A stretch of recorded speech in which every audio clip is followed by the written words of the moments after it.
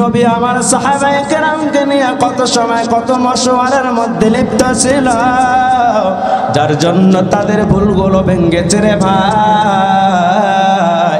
এজন্য তোমরা আসো, কি জানতে চাও উলামায়ে কেরামকে জিজ্ঞাসা করো, উলামায়ে কেরামের কাছে সমাধানে আসো। তোমাদের মুখ থেকে কখনো রং কথা অশ্লীল কথা বাইর হবে না। এজন্য উলামায়ে কেরামের সঙ্গে সঙ্গ বাঁধো, ইহকালও সফল পরকালও সফল। আর যদি তোমরা উলামায়ে কেরাম থেকে দূরে থাকো আর বিভিন্ন রকমের গীবত শিকায়েত করতে থাকো, মনে রাখবা বিপদ। আল্লাহ তাআলা তোমার যে শুকরিয়া দান তোমাকে দিয়েছিলেন নিয়ামত, এই নিয়ামত যদি একবার ছিনিয়ে নেয় তাহলে দেখবা যুবকরা দিশাহারা হবে, আওয়ামরা দিশাহারা হয়ে যাবে।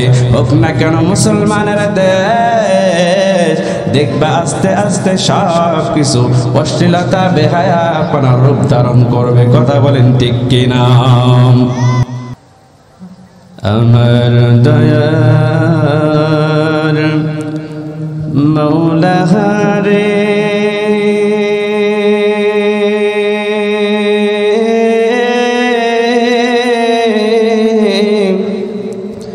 আমার দয়ার মাশউক রে, কোথায় গেলে পাইব তোমার ঠিকানা, কোথায় গেলে পাইব তোমার ঠিকানা, তোমাকে পাইবার আশে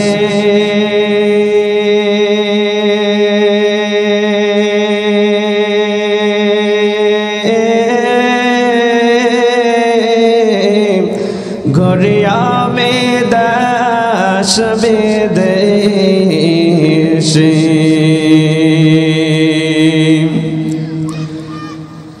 কুরআনের বাগানে করলাম বিছানা, কুরআনের বাগানে করলাম বিছানা, আমার দয়ার মৌলা রে,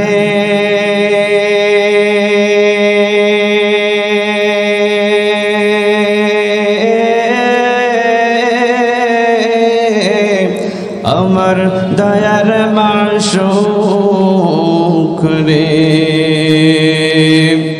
কোথায় গেলে পাইব তোমার ঠিকানা, তোমাকে বুঝি আমি পাইলাম না। ও আমার লালমনির হাটের ভাই, আজকে কোরআনের আলোচনা শোনার জন্য এসেছি, দূর দূরান্ত থেকে আগমন করলাম। আপনি আমাদের সকলকে শুকরগুজার করতে হবে, শুকরিয়া আদায় করতে হবে। যদি তোমার আমার শুকরিয়া না থাকে তাহলে আল্লাহ তাআলা তোমার আমার থেকে শুকরিয়াকে ছিনিয়ে নেবেন। আজকে এরকম কোরআনের বাগিচায় প্রতিনিয়ত আলোচনা হয়, এই কোরআনের আলোচনা শোনার জন্য অনেকে আসে, আবার অনেকে চিন্তা করে কোরআনের মাহফিল বেশি হয়ে গিয়েছে, আর কত কোরআনের মাহফিল শুনবো। আমি বলতে চাই রে ভাই, যদি কোরআনের আলোচনা বেশি হয়ে থাকে তাহলে তোমার দিলে আমার দিলে কোরআনের কেন সেটে নাই? কোরআনের আলো তোমার আমার অন্তর কেন বিরাজ করে না? তোমার স্মৃতি জীবনে তোমার আমার মুখের চেহারায় সর্বদিকে কোরআনের আলো কেন জ্বলে না? তাহলে বোঝা যাবে রে ভাই, এখনো তোমার আমার জন্য কোরআনের হাদিস দরজ যথেষ্ট হয় নাই। কোরআনের মাহফিল এখন পর্যন্ত তোমার আমার জন্য যথেষ্ট হয় নাই।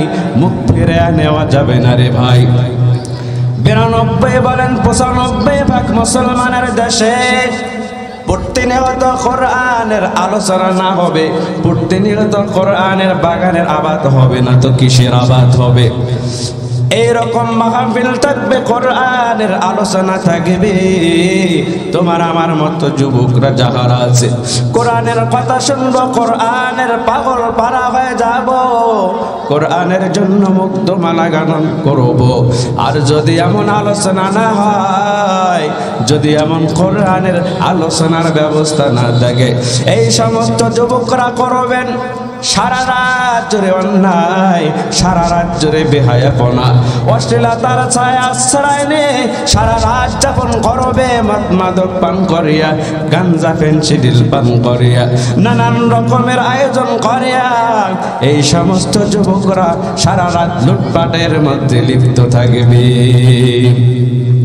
এজন্য কোরআনের মাহফিলের দরকার। এটা তেমন কোন মাহফিলের মুসলমানের দেশে বেশি বলা কখনো আমাদের জন্য সমস্যা হবে না। এই জন্য আপনি আমার জন্য, সকলের জন্য শুকরিয়া আদায় করতে হবে।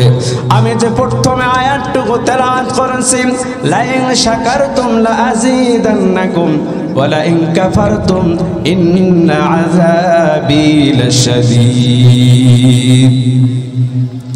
যদি তোমরা আমরা শুকর গুজার আদায় না করে, তাহলে এই মহান রব্বুল আলামিন তোমার আমার এই শুকরিয়াকে ছিনিয়ে নিয়ে নেবেন।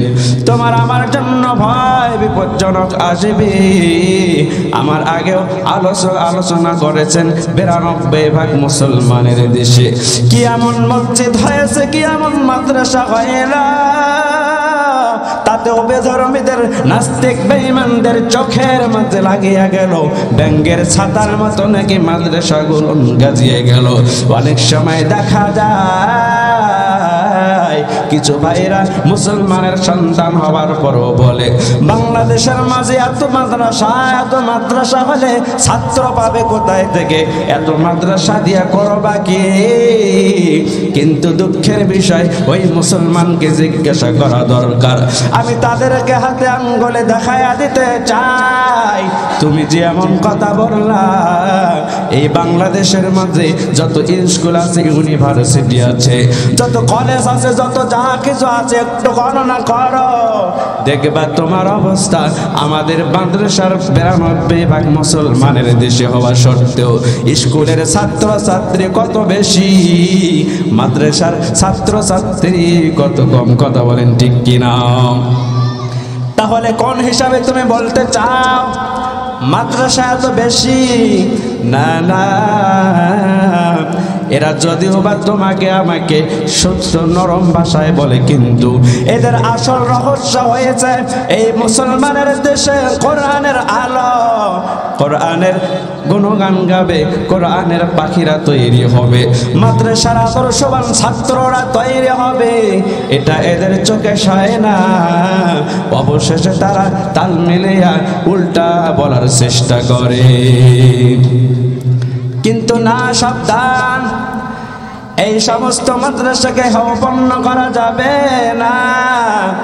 এই সমস্ত মাদ্রাসার জন্য তোমাকে আমাকে যদি গবেষণা করতে হয়, ওলামায়ে কেরামের পাশে তোমাকে আমাকে আসতে হবে, ওলামায়ে কেরামের সঙ্গে বসো। নবী আমার সাহাবায়ে কেরামকে নিয়ে কত সময় কত মশওয়ারার মধ্যে লিপ্ত ছিল, যার জন্য তাদের ভুলগুলো ভেঙেছে রে ভাই। এজন্য তোমরা আসো, কি জানতে চাও ওলামায়ে কেরামকে জিজ্ঞাসা করো, ওলামায়ে কেরামের কাছে সমাধানে আসো। তোমাদের মুখ থেকে কখনো রং কথা, অশ্লীল কথা বাইর হবে না। এই জন্য ওলামায়ে কেরামের সঙ্গে সঙ্গবাদ, ইহকালও সফল পরকালও সফল। আর যদি তোমরা ওলামায়ে কেরাম থেকে দূরে থাকো আর বিভিন্ন রকমের গীবত শিকায়েত করতে থাকো, মনে রাখবা বিপদ। আল্লাহ তাআলা তোমার যে শুকরিয়া দান তোমাকে দিয়েছিলেন নিয়ামত, এই নিয়ামত যদি একবার ছিনিয়ে নেয়, তাহলে দেখবা যুবকরা দিশাহারা হবে, আওয়ামরা দিশাহারা হয়ে যাবে। হোক না কেন মুসলমানের দেশ, দেখবা আস্তে আস্তে সব কিছু অশ্লীলতা বেহায়াপনার রূপ ধারণ করবে। কথা বলেন ঠিক কিনা? آتنا في دار دنيانا حسن آتنا في دار عقبانا حسن يا غيث المستغيثين اهدنا ربك رب العلوم والغنى هر غريت